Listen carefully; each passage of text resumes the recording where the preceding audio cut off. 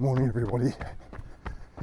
It's Monday the 8th of December 2025, 6 o'clock in the morning, which is after 6, and I'm just starting my morning run.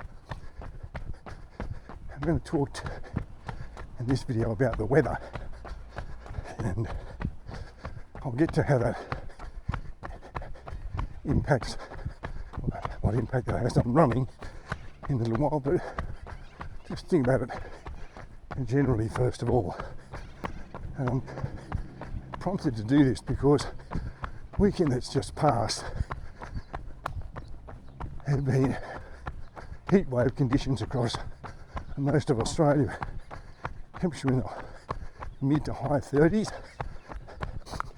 bushfires,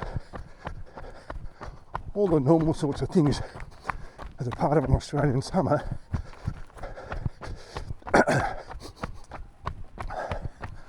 On a Saturday morning at 8 o'clock, the park run started. It was 27 degrees. There's a 20 kilometre an hour wind blowing. There was a hot wind blowing into your face as you're doing the return leg. So did a little bit to keep you cool. It was more about sort of making you feel hot and dry and thirsty. And if you think about it, you get up in the morning and look out the window, sun is shining, blue sky, a few white wispy clouds in the sky. You think, well, it's going to be a nice day today, and it kind of lifts your mood. You know you're going to go to work, that kind of stuff. Maybe it's the weekend. Oh, well, it's a good day to mow the lawn or go to the beach or whatever. But so the bright sunny sky lifts your mood a little bit. You know, drab and miserable and overcast like it is at the moment. That tends to give you a different mood. You know that those really cold, grey, drab, miserable days that you're going to have to put on several layers of clothing just to keep warm. That has an impact on your day as well. A bright sunny day, if you're a bloke, you're not working, you think t-shirt, shorts, flip-flops on the feet, I'm dressed. For a woman perhaps a little bit more effort, but lighter clothing. So all of those things, the weather has an impact on your mood for the day. And we know that in places in Northern Europe,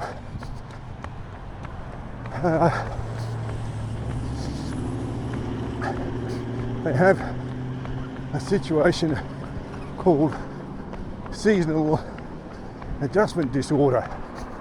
In those long winter months when it's cold, a lot of snow, and not many hours of sunshine,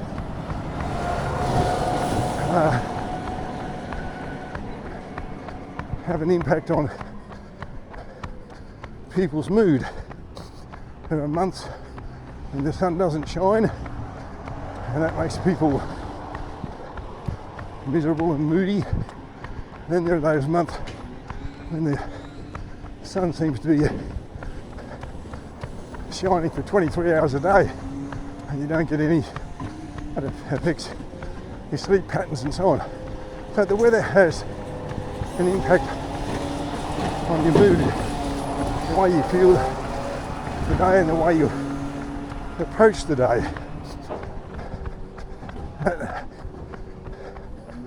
It's like the 27 degree park run, it has an impact on your running as well.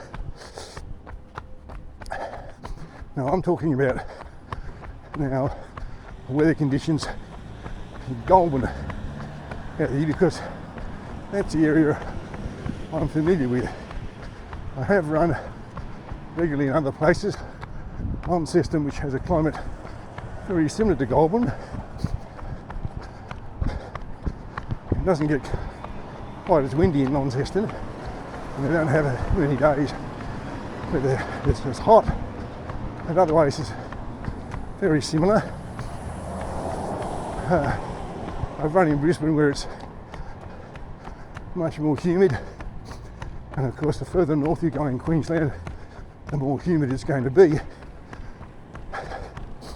There are other places, and people who live in those areas get acclimatised to the weather there. Somebody comes along and says, "Oh, it's really cold today," and you have you see everybody locals are in their t-shirts and shorts.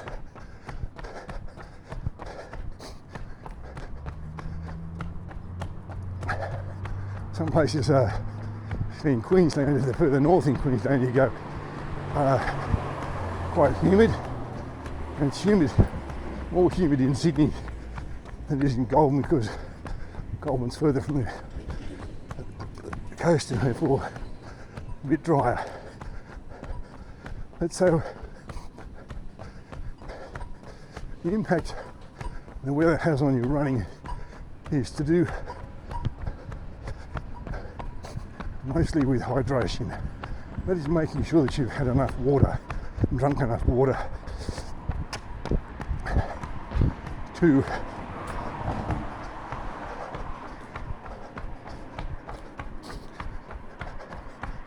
see that you're able to do the run that you've planned for yourself without having any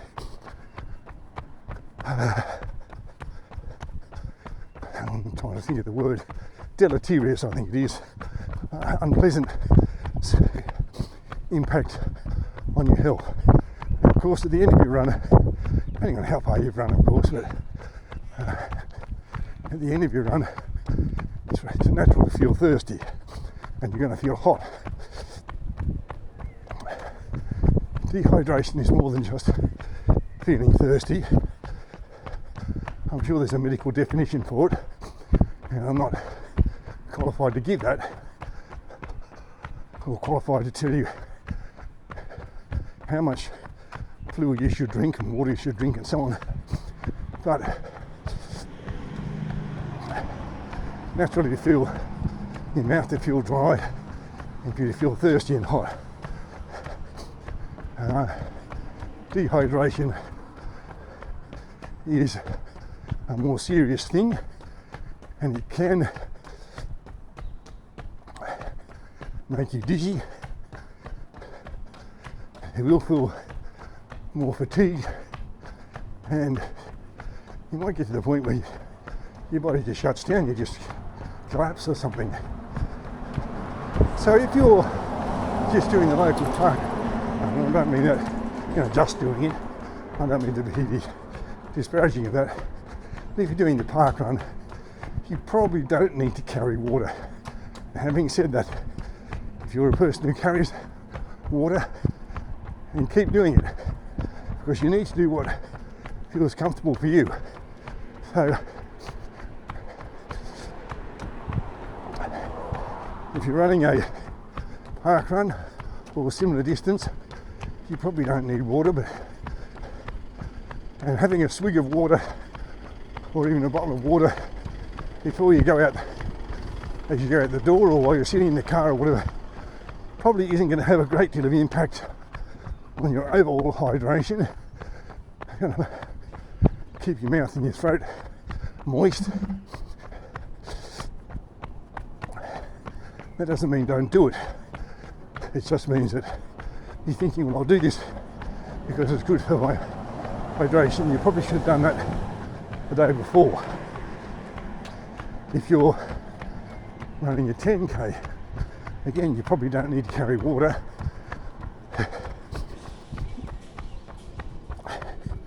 your 10k course might be an out and back one. And hopefully when you get back, if it's a organised event, there's water station, or you've got water in your car or something like that.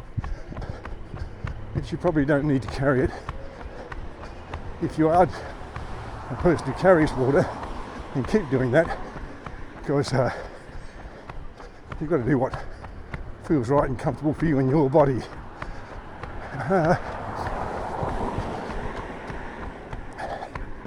The longer distances, like the half marathon and the ultras and so on, you're either carrying water, you've got a camel pack, or the organisers have got water stations along the way so that you're able to get some refreshment and maybe throw a bit of water on yourself, cool yourself down as well.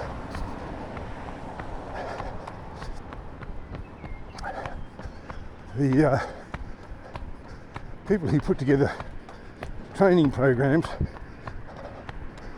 I assume they mention hydration as part of the pre-race preparation. I've never used it, so I don't know, but I assume that's what they do. And mostly that is about drinking sufficiently the day before the event, so that you have enough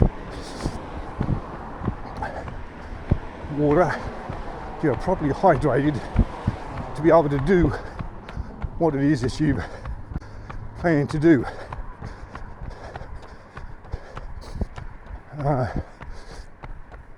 As I said a moment ago, the cup of water and the bottle of water that you take just before you go out the door, or while you're sitting in the car or something or other, probably isn't going to do a lot for your hydration, which again doesn't mean don't do it, and it just means if you're doing it to hydrate, it's probably not going to be all that effective. Now, when it comes to hydration, probably the best thing is just plain tap water.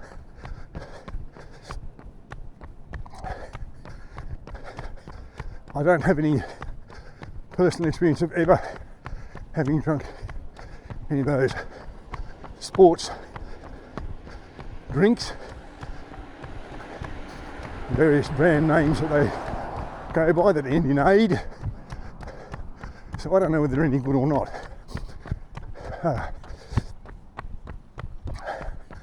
I know that once, decades ago, and I know science changes and we learn more all the time, but decades ago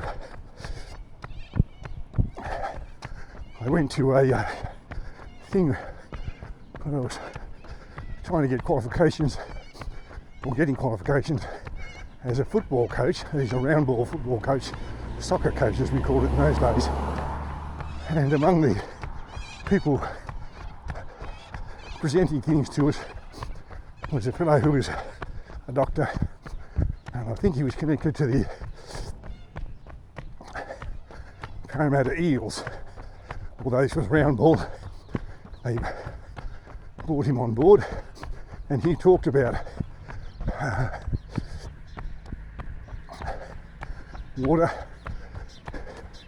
and he said at half time the oranges that everyone used to get, practically no value, the sugar that the body's then got to digest. The best thing he said was just tap water at about 18 degrees. It's just cool enough, cooled you down, and had no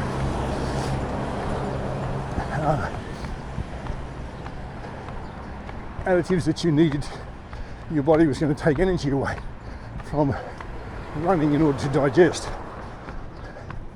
So those are the thoughts regarding the impact of running on the individual.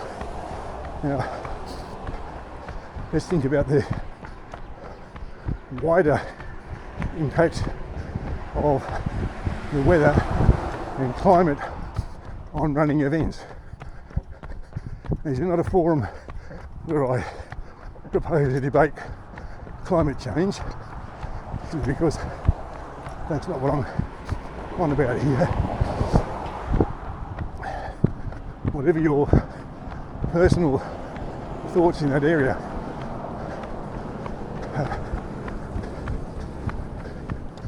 you're entitled to them. I think it's pretty clear that there's something going on with the weather, and whether it does or doesn't run in cycles, you're not going to, and I'm not going to live through one of those cycles, the 10,000 years or whatever. So we can only deal with what's real and what's happening now. And as I said, when you have heat wave conditions and temperatures in the high 30s and so on, then that it does have an impact on running events as well. Everybody who takes part in an organised running event, race, for those who like that term, does so at their own risk.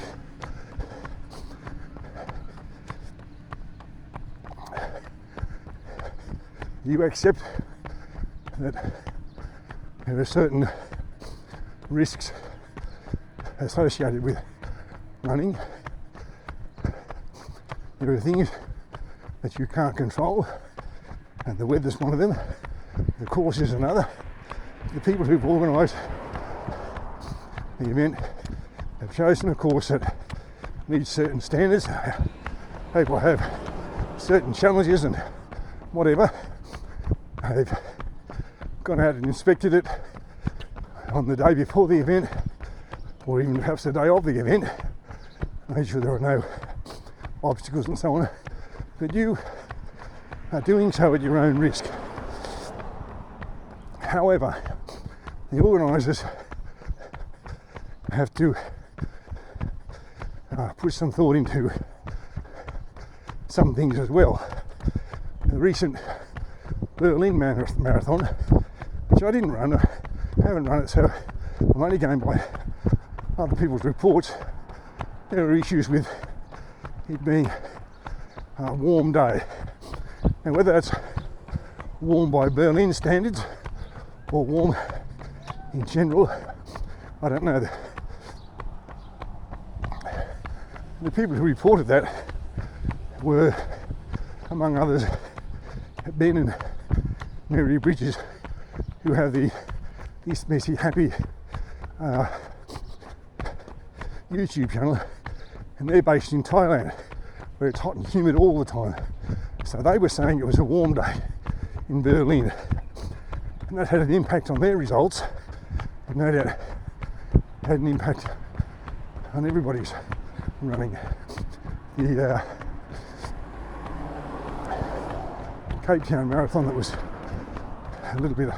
couple of weeks after that, was cancelled because of high winds. So the weather has an impact on running events and races, and the organisers are going to have to start thinking, if they're not already doing so, about the impact of the weather on the timing of the event, in other words, which months of the year it's in, and then also the starting time for the event, especially if you've got huge crowds. You've got 35 or 40,000 people have entered your event. You obviously have them leaving in stages, don't have them all ready, set, go, and they're all set off. Have them what are called corrals, I think. And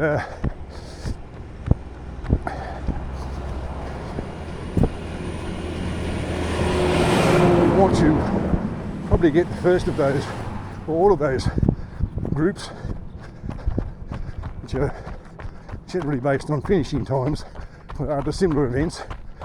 You want to get them away and on the course while the temperature's still low.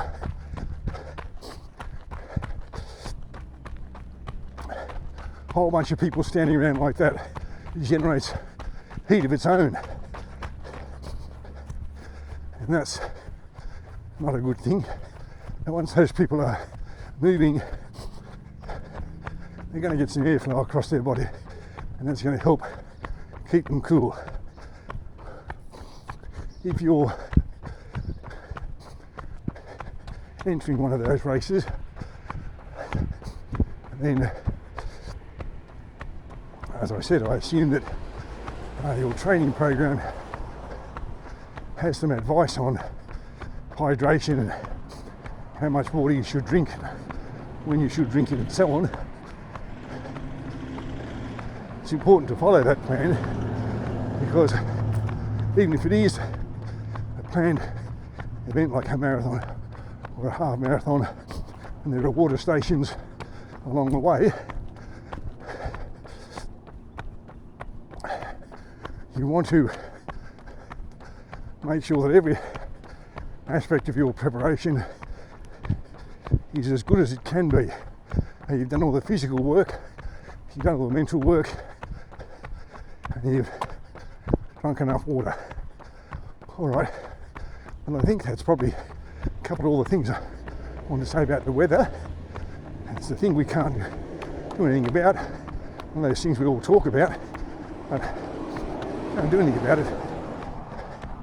But you can prepare properly in terms of what you wear. You're not overheating, and prepare for it by making sure that you have drunk enough water. Thanks for watching. If you have a comment, leave it in the appropriate section, and when I become aware of it, I will respond appropriately. Enjoy your running. Make sure you drink enough water before you go.